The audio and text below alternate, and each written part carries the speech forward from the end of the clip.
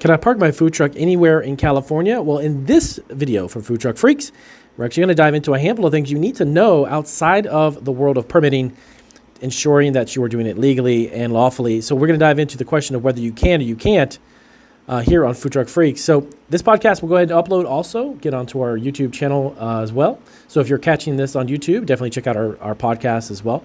We have other food entrepreneur channels here on YouTube, specifically dedicated to food entrepreneurship.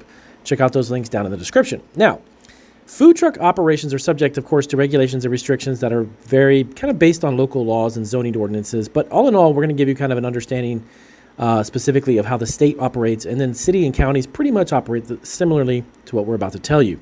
So here's more detailed explanation as to why you can't simply just park anywhere you want in California being a mobile food vendor. Number one, of course, zoning regulations. Now, different areas within cities and, of course, counties have specific zoning regulations that actually will dictate where commercial activities, including a food truck, operates and what is allowed. Now, zoning laws determine whether food trucks can actually operate on certain streets, parking lots, or even in public spaces. Now, these regulations aim to maintain the balance between, of course, business activities and the interest of residents and property owners and local businesses as well.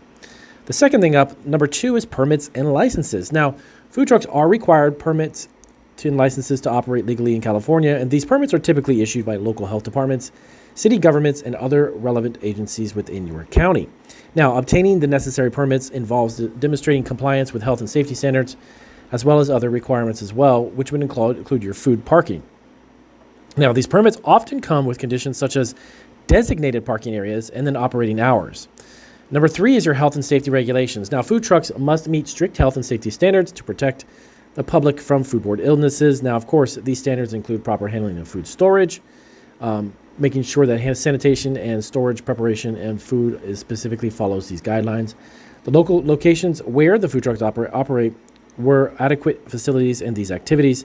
Health department inspectors ensure that food trucks comply with these regulations to ensure safeguarding the public health. Now, number four, parking restrictions. This is about the parking, in particular what we discussed in the opening.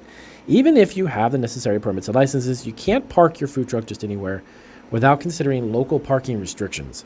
Now, many areas have rules about parking durations to time limits and specific locations where commercial would be your food truck, commercial vehicles like food trucks can park and can't.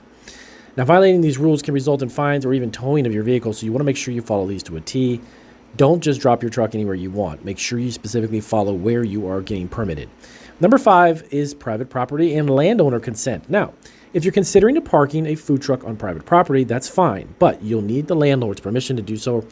Simply parking on someone else's property without their consent could lead to some legal issues and some big problems. So in summary, operating a food truck in California requires careful adherence to local laws and regulations, but make sure that you obtain the proper permits, follow health and safety standards, and consider the zoning and parking regulations specifically in your city or county where you intend to operate. Now, if you have any more questions about where you can park and how to park in California, let us know down below. If you operate a food truck in California, what is your take on this? Have you had any issues with your parking? Let us know. I'll see you guys on our next video.